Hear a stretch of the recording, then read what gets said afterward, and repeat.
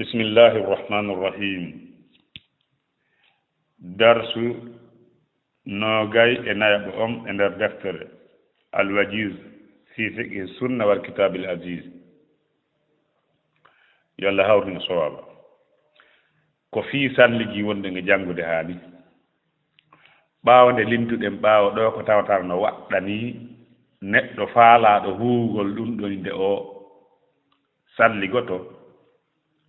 wano juulugol ma wano wangagol ka suudu Allah ɓe linti ɗo joni yoga e piiji ɗi tawta hara no yiɗa yo neɗɗo on salligan si o faalama huugol nden ɗon huunde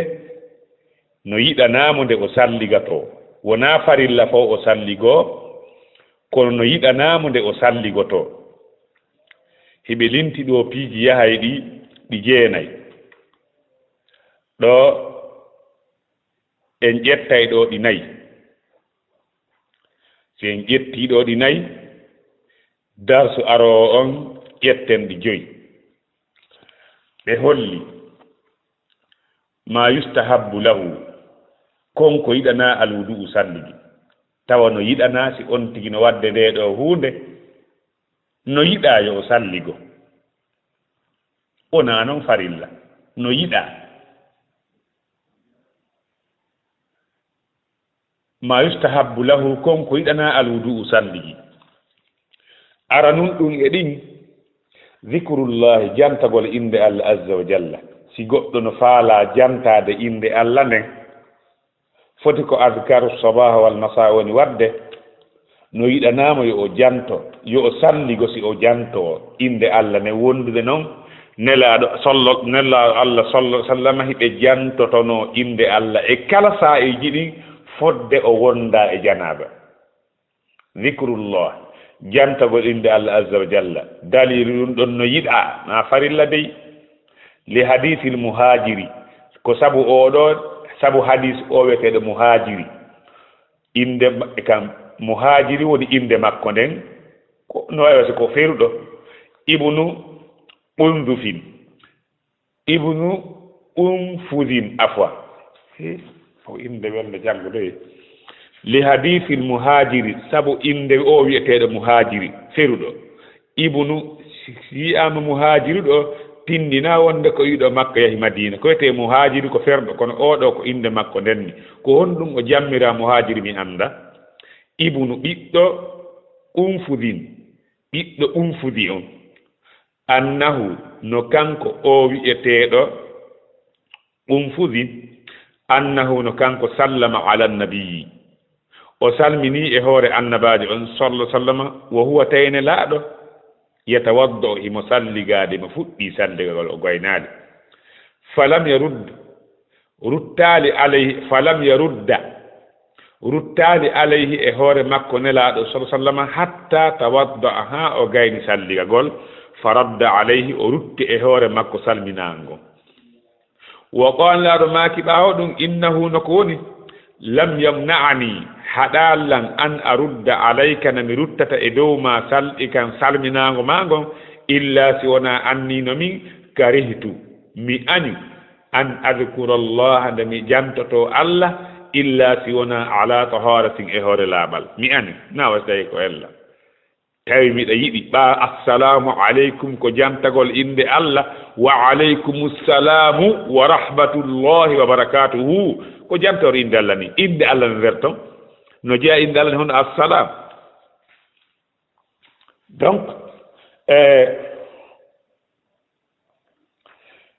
oɗo hadis tindini wonde no yiɗa e jaasi on tigi jantoto inde Allah yo o salligo eneno hiɗen faama ɗo wonde goɗɗaari yima assalamu aleykum ya kutoyo satalde nden yaha ka hurugo ara salligoɗa si yiya wa aleykum salamu oye hadisi on tindina ɗum nani eyo hadisi on tindina ɗum de min ko dewal muni wadde nelaɗo ko nin gerɗi kono yiɗa zikrullahi jantagol inde Allah azza wa jalla لحديث المهاجر سبو حديث مهاجر نوا وندار وتيكو أفردو أو مهاجر ابن قنغفي بيت قنغفي أنه نكانغو سلم وسلمني على النبي هو النبي صلى الله عليه وسلم وهو تين لا يتودى مصلي قاد فلم يرد عليه إلا رد عليه هو مكو حتى توضأها وسلجي فرد عليه أنت رد مكو سلمنانغو وقال لا بانغينا المكدي في وتا سيكو غدون كو إلا لا بانغيني بماك إنه نكوني لم يمنعني حدالي أن أرد عليك نمرت تأدو ما سلمنانغو إلا سونا أني نمين كرهت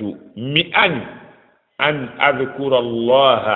nemi jantoto inde Allah illa si wona ala taharatin e hoore laaɓal toɓɓere ɗimmere nde wonɗe yahande joni ɗimmere nden ko yiɗana kon yo goɗɗo salligo si tawi mo faala wadde no yiɗa na farilla salligagol si ɗano jemma wo ñalorma wo annawmu ɗanagol ko wiya ko ɗanagol ɗoygol ngol jemma wo ñalorma o naate mum si on tigi faalama ɗanade o salligo si o ɗano no yiɗa c'est pas obligatoire dalil wonde no yiɗa lima rawahu ko sabu konko firli albara'u bara'u no heewi kami jangi ɗo barra'u min waɗa kiddal e hoore ra on sabu angal gandal lima rawahu sabu konko firli albara'u bara'u ibnu azibin bara'u ko ɓiɗɗo azib radiallahu anhu qala wi qala annabi sallllahu alayhi wa sallam annabajo on maki ida atayta si a ari madja'aka si a ari ka lelandema bi mana nokku ka waalotoɗa ɗon nde hiɗa ara ka waalotoɗa ɗon awa fatawadda salligo wudu aka salligima lissolati wonande julde salligo no salligoranta non julde nden summa taji refti waalor ala siqqika e hoore sengo ma al aymani ñaamo ngon waalora beccal ma ñaamal ngal summa retti qul wi'u ka waaliɗa ɗon allahumma ya an allah aslamtu nafsi mi jonni wonki ankin ilayka faade ma mi haltinima wonki ankin wa wajjahtu mi fewtini wajhi yeeso an gon ilayka faade ma wa fawwadtu mi fawi amri fiyaki an nden ilayka faade ma wa alja'tu mi ƴoñi wahari keeki an ɗin ilayka faade ma raghbatan rerɗande wa rahbatan e kulol fof ilayka ko faade ma la malja ƴoñorgal ala wala manja daɗirgal ala minka e ma illa si wona ilayka faade ma allahumma ya an allah amantu mi gomɗini bi kitabika deftere ma alladi nden anzalta nde jippinɗa wa nabiyika mi gomɗini annabajo ma alladi on arsalta mo nelɗa nelaɗo maaki ɓawde ɓe yewtima ɗum ɗo ɓe maakani kanko bara ma kala neɗɗo hutorɗo oɗo hadis fa in mutta ko an yo waɗɗo oɗo du'a si a waɗi o du'a a waalike si a maayi min laylatika e nder on jemma mo waaliɗa ɗon fa anta haray an alal fitrati ko e hoore fitra tagudi moƴƴiri maayuɗa si a donc nelaɗo maaki waji alhunna waɗi ɗin konnguɗi kadi ɗo akhira konnguɗi ma tatakallam ko wawlata bihi e mum si a yewtide ɗenguma si a waɗay du'aji goo waɗu ɗiɗo konnguɗi dernier ɗanora e ho feeɗiɗo hara wolali hunde ɓawɗiɗo ha ɗanoɗa yo Allah hawrine sawaba donc aray hawnaki tawa o hadis mo mi jangi ɗo joni si a jentike o ka riyadu salihina tama e hoore ko hon ɗum tannirta hoore ko firowil kanugil hulɓinigil gimi firgil ɗon sifotako ka dambugal fi hoororgol Allah gol ka babu attawakkul ka riyadu salihina firi o hadis yeeso ɗo fa in mutta min laltika fa anta ala firo kanugo mi firi ɗon mi antaje ko firi konno mi andoyna sellugo yo Allah hawne so almuhim haray gonɗon firano wonduno e faldere oɗo du'a no hani ka hunjoɗenmo e hino ka hunjeteɗon allahumma aslamtu nafsi ilayka wa wajjahtu wajha ilayka wa fawwadtu amri ilayka wa alja'tu dhahri ilayka raghbatan wa rahbatan ilayka la malja wala manja minka illa ilayka allahumma amantu bi kitabika alladhi anzalt wa bi nabiyyika nokkugo wa nabiyyika alladhi arsalt ko ha ɗon du'a on haadi donc hare ko heddi ko annduɗaɗo ko maaki fa in mutta si a maayi min laylatika e nder on ɗon jemma fa anta alal fitrati haray an hiɗe hoore fitra tagude hisundi nelaɗo maaki waji alhunna waɗi ɗiɗo konnguɗi akhira sakkitorde ma tatakallam bi konko yewtata haray ɗon almuhim hadisi on tindini si goɗɗo no waalade no yiɗade o honɗum salligoto samlaɗo maaki fa ika ida atayta madja'aka fatawadda wudu'aka lis-salat ndehiɗa ara kam ka waalotoɗa ɗo salligo salligima wonande julde toɓɓere tammere nden eko yiɗa kon neɗɗo yo o salligano aljunubu neɗɗo wonduɗo e janaba on ida arada si o faalama an ya'kula nde o ñamata aw yashraba ma o yara aw yanama ma o ɗaano aw yu'awidal jima'a ma o ruttito e rendugol neɗɗo no wondi e janaba mo faala waɗugol gootel e ɗiɗo mo faala ñaamugol ñiiri may mo faala yarugol kala ko yarete njaran may mo faala ɗaanagol ma o rendi o fowtike mo faala kadi renditugol ɗimmum o ɗo no yiɗanamo nde o salligoto ada o wadde ɗum ɗo wona noon kadi farilla ɓe holli aljunubu wonduɗo e janaba on ida arada si o faalama an ya'kula nde o ñamata aw yashraba ma o yara aw yanama ma o ɗano aw yu'awidal jimaa ma o rittito e rendugol e sonna makko ko yo salligo dalilu ɗum ɗo kadi an aishata e gama e nena aisha ko sonnajo nelaɗo on ni nene gomɗimɓe ɓen radiallahu anha e welay allah woni makko qalat o wi'i kana annabiyu laatino annabajo on sallallahu alih wa sallam ida kana junuban si o laatike himo wondi e janaba fa arada o faala an ya'kula nde o ñamata aw yanama ma o ɗano tawadda'a o salligoto wudu'ahu salligi makko lissolatu nde julde ɓa o lootaki taw ko ɗum waɗi si a rendi ma janaba heɓima a faalama ɗanagol a heɓali feere lootagol ka jemma ɗon a anniki ka subaka loototoɗa hara yalti salligoɗa si ɗanoɗa ko ɗum woni ko yiɗa kaw donc ɗum ɗo hadisi mo nene Aisha filliɗo ko dalili go no jeeya e dalilaji ɗi wa an ammari eggama ammari ibnu yasir ammari ɗen andi ko ɓiɗɗo yasir o e moodi e ɗengu makko sumayya nene ammar on ko ɓeeɗiɗo atta sahindinede kal islam yo welayi allah woni e ɓewnade ɓe aljanna ɓe fof maɓɓe anna nabiya wonde annabajo on sallallahu alayhi wa sallam rakhosa nelaɗo newnani lil junubi wonande wonduɗo e janaba on ida arada si o faalama an ya'kula nde o ñamata aw yasraba ma o yara aw yanama ma o ɗano nelaɗo newnanimo an yatawadda ande o salligoto wudu'ahu salligi makko lissolati wonande julde e ɗum ɗo deja tindini e yiɗede salligagol moƴƴa si on tigi faalama wadde wotum e ɗiɗo lintaɗi ɗo dalili tammo on wa an abi sa'id eggame abi sa'id radiyallahu anhu abi sa'id ko khudri hawnaki anin nabi ettude annabajo on sallallahu alaihi wasallam qala o maki ida ata ahadukum si ari goɗɗo e mon ahlahu ɓengure makko nen bi mana si goɗɗo wendi e ɓengu makko summa refti arada o faala an ya'uda nde o ruttoto kadi fale tawadda yo salligo bal ɗum tode ko nafoore wonande hay kanko won ɗo ruttitade on jarribo a taway ko goonga jarribo si on tigi rendi o ronki o waalike o faalama ruttitagol ko ɓuri kon si on tigi salligaki heɓata softande ruttitagol hunde marsata tongira tun feƴƴata ton hande kadi naam donc haray hadiseege tati ɗo en jangi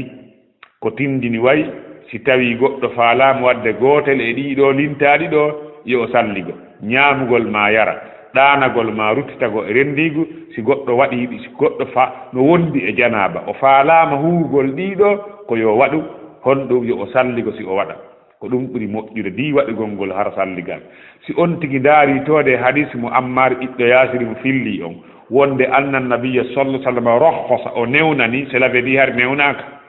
ka hay ɗum hari newnaka ko on tigi o looto obligatoire c'est pourquoi no heewi ka subaka fuutoto on tigi si on tigi faalama ɗanagol o lootaaki ko ɓuri kon o wii ko ka subaka ko ɓuri kon si on subaka fuutoto on tigi lootagol bimano ɗon tigi en lootagol yaha tawa subaka fuuto on tigi ka julde jama ko ɗum waɗi yo on tigi looto si waalo si tawi foo on tigi heɓaali feere lootagol a yo salligo hayfina janaba on yo hayfin janaba on naam ɓe holli toɓɓere naaɓere nden jooni e ɗi piigi tatar no yiɗana goɗɗo nde o salligoto si o faalama huugol qabulal gusuli toɓɓere naaɓere nden aɗo lootagol longal sawa on foti kana laati waajiban lootande nden ko lootande waɗɗinde aw mustahabban ma ko lootande yiɗaade foti ko lootande farirlaade ma ko lootande yiɗaade wona lootanagol iidi ma lootanagol juma lootanagol farilla on wona lootagol longal fii heɓuɗo janaba ma lootagol longal fii o neɗɗo laaɓuɗo e fii layi ma ɓesgonan e sonnaajo yo on tigi salligo ada o lootaade on ɗon salligi ko salligi yiɗaaɗo ɓa en nani en yewti kadi en ɓangini kadi e nokku ka tawatan no wona hay ko nide haaji muslim wonde si tawi neɗɗo wankini ndiyan e ɓanndu makko ɗum fof o yirgi anni e wonde ko lootagol longal makko ngal selli ko won tun sifa yiɗaaɗo on no toon koye on tigi laɓɓin farji on loota laɓɓin farjuji ɗin ɗiɗi haa laaɓa salligoo salligi julde looto noon longal ngal ɓaawo ɗum ɓaawonde hebbi ndiyan ɗan ka hoore wona ɗum arita yeeso noon ɓe holli almuhimmu qabla al ghusli no yiɗa yo neɗɗo salligo ada o lootagol longal sawa on foti non ngal nden lootande kanande laati waajiban ko lootande waɗɗiinde aw mustahabban ma ko lootande yiɗaande dalil muɗum wonde no yiɗa yo on tigi salligo ada lootagol longal an aishata e gama e nene aicha radiyallahu anha e welayi allah woni makko olata o wi'i kana rasulullahi sallallahu alayhi wa sallam laatino nelaaɗo allah on ida igtasala ndehi mo looto min aljanabati immodde e janaba yabda'u o fuɗɗora taho fa yagsilu o loota yadayhi juuɗe makko ɗen cela veut dire o sooɗo haa laaɓa summa retti yufrigu o wankinira biyaminihi ñaamo makko ngon ala shimalihi e hornan makko ngon ndiyan ɗan o wankina ndiyan ɗan ka nano fa yagsilu o loota farjahu farji makko on loota haa laaɓa summa retti yatawadda'u o salligoo noon wudu'ahu lissolade salligi makko wonande julde ɗum ɗon ko fii sifagol lootagol longal woni sifanaade en ɗo kono ɗum ɗo enen en ala sifaade ɗum ɗo haa muuto sabu dambugal mum no yeeso yo allah hawrindin e sowaba donc haray ko wona ɗo wonɗen e daraade ko heddi kon in waɗoye kadi darsu feere wallahu alam